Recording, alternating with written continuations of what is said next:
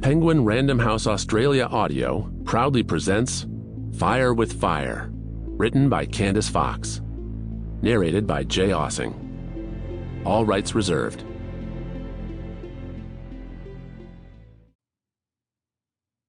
We at Penguin Random House Australia acknowledge that Aboriginal and Torres Strait Islander peoples are the traditional custodians and the first storytellers of the lands on which we live and work.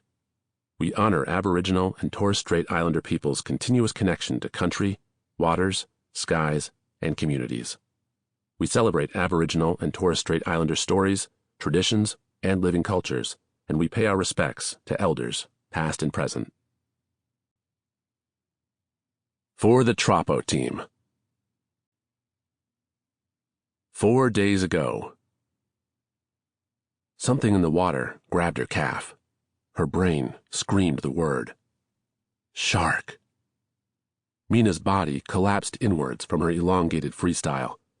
She twisted and kicked out, the cliffs above and the dusty, gold-lit horizon off Abalone Bay smashing together in her wide-eyed panic swirl. A yelp escaped her throat, making way for seafoam to be sucked back in. It was a man who'd grabbed her, not the dreaded white pointer, haunter of her early morning, high-kneed dash into the dark waves. She was coughing as she tore his hands off her, kicked him in the stomach, the alarms in her brain still sounding, even as some other corner of her mind slumped with relief. "Oh my God! Oh my God!" she gasped. "What the—" His tattooed, bloodless arm reached for her, and he blew out seawater with the word, "Help!" He went under again. Mina kicked into high gear, out of survival mode and into rescue mode.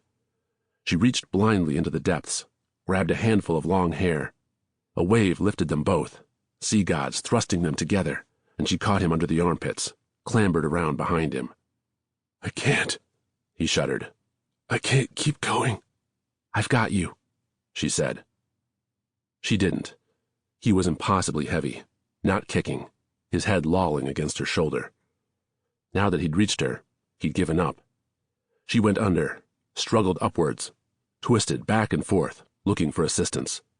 When she'd entered the waves only an hour earlier, the horizon smeared red above the slate-gray sea, there had been people everywhere. Fishermen standing like black-coated cormorants on the rocks around Portuguese Point, joggers pounding the distant trails, and a small gathering of regulars at the edge of the tidal pool in the cove. Now it seemed as if an uninhabited coast spread before her, the steep hillsides beyond the beach apocalyptically motionless. Mina had no choice. Sample complete. Ready to continue?